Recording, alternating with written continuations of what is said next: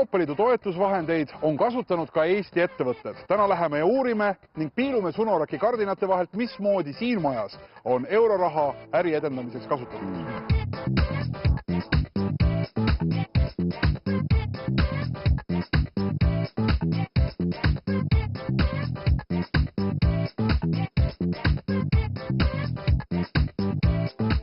Eesti inimesed on pigem harjunud, et Sunorek see tähendab kardinaid ja eesriideid.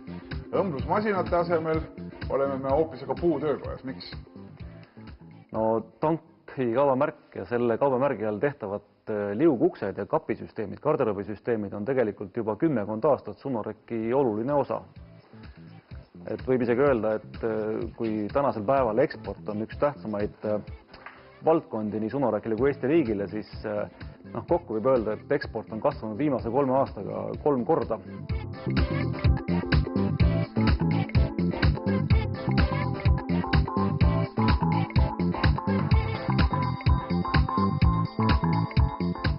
Selleks, et siin töökojas rahulikult saaks vestelda, pidime me tulema siia tööpäeva lõpus.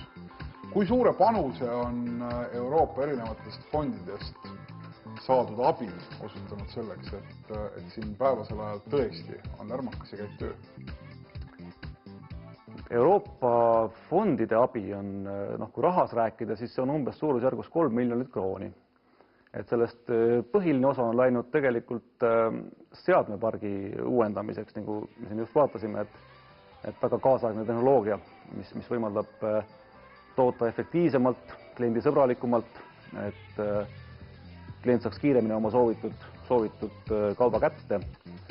Aga mida mina pean kõige tähtsamaks tegelikult on hoopis panus inimestesse, et inimeste arendamine, et seda siis servast servas, kõigepealt juhtimise arendamine, erinevate spetsialistide arendamine, näiteks müügis või toote juhtimises või tootearenduses. Et see on Sunoreki jaoks palju suurema kaaluga abi tegelikult.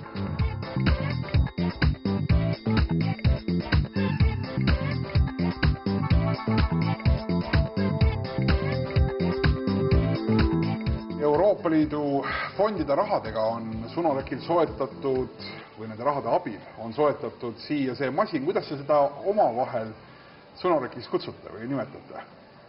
No tegemist on Euroopa tipptasemel, isegi võiks öelda, et maailma tipptasemel masinaga ja võiks öelda, et see on meie tanki kaubamärgi süda, et enamus töötluse selle mööbli jaoks, mis me siin toodame, tehakse selles samas masinas. Aga kuidas te teda nimetate? Kuidas te teda omavahel kutsute? No me nimetame ta tegelikult tootja nime järgi ehk Piessia Rover. Nii nagu on tootja pannud, selle järgi kutsume, et mingisugust hellitavat nimetust, et kiisuke või kutsuke ei ole tõepoolest. Tegemist on täisautomaatse liiniga, erinevalt kui mõni aasta tagasi me töötlesime plaati erinevalt sael, siis puuringud, freesimised tulid kõik erinevate pinkide peal, siis käesolev masin teeb seda kõike ühes pingis ja kogu see info tuleb juba salongist müügiinimese poolt. Ehk siis see töötlus, mis siin tehakse juba paljuski müügiinimese poolt salongis. Kui see masin siin lõikab ja siis plaadijuppa õigesse mõõtu sätib, siis seda võib rahulikult kontoris pealt vaadata arvutiekraani kaudu. Põhimõtteliselt küll, et mees on siin pingi juures ka, kes ikkagi jälgib, et see suur keskus toimetaks normaalselt ilma probleemideta. Aga põhimõtteliselt, kui me ennem sõitsime nii-öelda hea Korea autoga, siis me nüüd sõidame Ferrariga.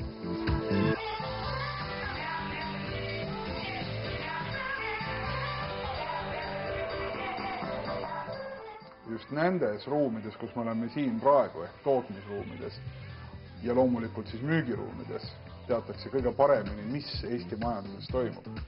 2010. aasta aprillikuuses, millised märgid seal ja siin Sunoreki jaoks paistavad? Aprill ja märts on olnud tegelikult suhteliselt positiivset valguses Sunoreki jaoks paistnud praegu, et tellimuste maht on praktiliselt sama, mis me oleme oodanud. Et on teatavat arengut märgata, jah. Et me oleme tulevikus suhtes optimistlikud. Kas see Euroopa Liidu fondide abi on aidanud ja kui palju on aidanud teid seda majanduskriisi üle elada? Otse loomulikult, et kui me oleksime keskendunud näiteks ainult Eesti turule, et siis oleks see kärbete vajadus ja rahakulude kokkuhoid olnud märkimisväärselt suurem, kui ta on praegu, et kus meil ikkagi suur osa kaubast läheb välismaale ja see toob raha sisse, annab meile tööd ja ilma selle abita, ma arvan, et ei oleks võimalik olla.